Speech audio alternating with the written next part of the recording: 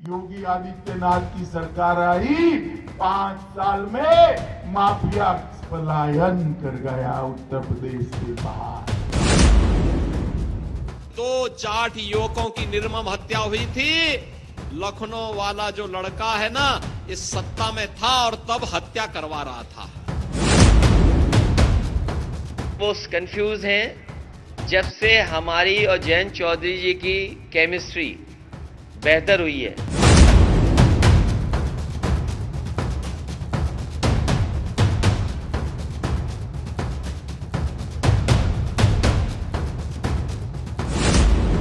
BJP ने UP में सत्ता की जंग में लकीर खींच दी है। यूपी में अखिलेश की घेरेबंदी बीजेपी ने तेज कर दी है। सीधा मकसद है समाजवादी पार्टी की नीति और नीयत को खड़ा करने की। बीजेपी के तेवर और अंदाज नहीं बदलते। सबसे पहले यूपी के प्रचार में उतरे बीजेपी के दिग्गज और केंद्रीय गृह मंत्री अमित शाह को सुनिए, कैसे समाजवादी पार्टी समेत राहुल गांधी और भ्रष्टाचार के इत्र पर निशाना साध रहे हैं। योगी आदित्यनाथ की सरकार आई 5 साल में माफिया पलायन कर गया उत्तर प्रदेश से बाहर। आज पूरे उत्तर प्रदेश में माफिया ढूंढते हैं तो 3 ही जगह पे दिखाई पड़ता है। एक तो जेल में दिखाई पड़ता है, दूसरा उत्तर प्रदेश के बाहर दिखाई पड़ता है, और तीसरा अगर माफिया ढूंढना है तो समाजवादी पार्टी के प्रत्याशियों की सूची में देख लीजिए, वहां पर भी दिखाई पड़ता है। ये राहुल बाबा है, इनको मालूम नहीं है, अभी अभी घूमने निकले हैं, उनको मालूम नहीं है कि खरीफ में कौन सा फसल होता है और रबी में कौन सा। मगर किसी ने पकड़ा दिया उनको कि भाई अलीगढ़ जाओ तो आलू की बात करना, किसान खुश हो जाएंगे। अब ये किसान को क्या समझते हैं मालूम नहीं है। राहुल बाबा सुबह 4 बजे ठंड में पानी डालने किसान जाता है, उसने जमाना देखा है, कोई आपकी बातों से खुश नहीं होगा। मगर बात करने लगे तो बात क्या की, हम यहाँ आलू की फैक्ट्री लगा देंगे। एक समाजवादी इत्र वाले के यहाँ रेड हुई, 250 करोड़ रुपया निकला। 250 के मंच पूरा भर जाए इतना। अब रेड करी तो क्या मोदी जी राजनीति करते हैं? भाई आपका पहले ये बता दो कि एक इत्र वाले के वहां रेड हुई और 250 करोड़ रुपया बेनामी पकड़ा गया, इससे आपके रिश्ता क्या है? बताना चाहिए नहीं बताना चाहिए? और अगर रिश्ता नहीं है तो आपको दुख क्यों हो रहा है? बीजेपी का फोकस पश्चिमी यूपी में अखिलेश और जयंत की वो जोड़ी है जिसके जरिए दोनों मुस्लिम और जाटों को साध रहे हैं। बीजेपी का टारगेट यही समीकरण है।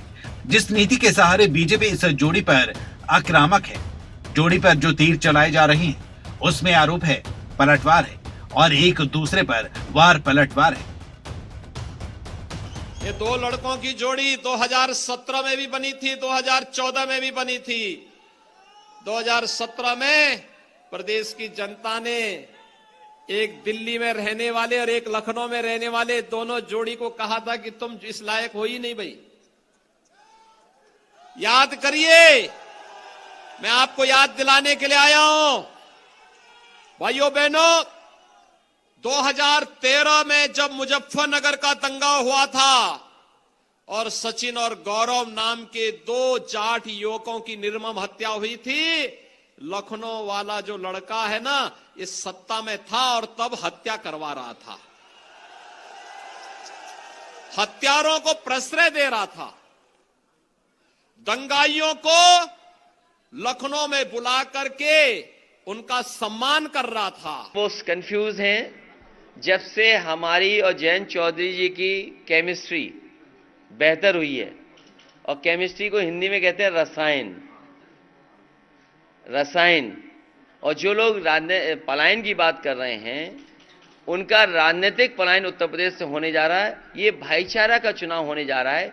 सब एकता पसंद कर रहे हैं, गंगा जमुनी तहजीब को पसंद कर रहे हैं। केवल भारतीय जनता पार्टी को अपनी उपलब्धियां न बतानी पड़ जाएं, इसलिए जानबूझ करके जनता को भ्रमित कर रहे हैं। पश्चिमी यूपी में जंग आर पार है। एक तरफ मुकाबले में सीधे बीजेपी है जो पुराने मुद्दों को उठा रही है। वेस्ट यूपी में गठबंधन के 2 लड़कों पर सीएम योगी टारगेट कर रही हैं। तो अखिलेश पलटवार कर रहे हैं कि चुनाव बीजेपी बनाम भाईचारे का है।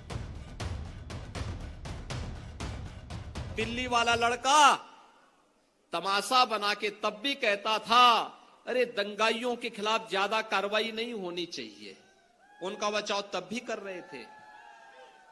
एक बार फिर से ये लोग अपने एक नए कवर के साथ आपके बीच में फिर आ रहे हैं। माल तो वही है, लिफाफा नया है। माल तो वही पुराना सड़ा गला माल है। जिसने असुरक्षा दी, जिसने दंगा दिया, जिसने माफिया दिए, और आज भी कहते हैं, कह रहे आने दीजिए सरकार। हमने कहा कभी नहीं हो रही, कवायद के दिन तक भी तुम्हारी जो है, कयामत के दिन तक भी तुम्हारा ये सपना साकार नहीं होने वाला है। चुनाव भाईचारा बनाम भारतीय जनता पार्टी है। भारतीय जनता पार्टी की नकारात्मक राजनीति है, उनके हर भाषण में नकारात्मक देखोगे आप। यूपी चुनाव को लेकर सियासी जंग आर पार की लग रही है। बीजेपी ने अखिलेश के कार्यकाल को निशाने पर लिया है, तो पश्चिमी यूपी में अखिलेश यादव भी किसानों के मुद्दे पर बीजेपी से सवाल पूछ रही हैं। साफ है, सत्ता की जंग में गर्मी बढ़ती जा रही है। ब्यूरो रिपोर्ट, खबरें अभी तक।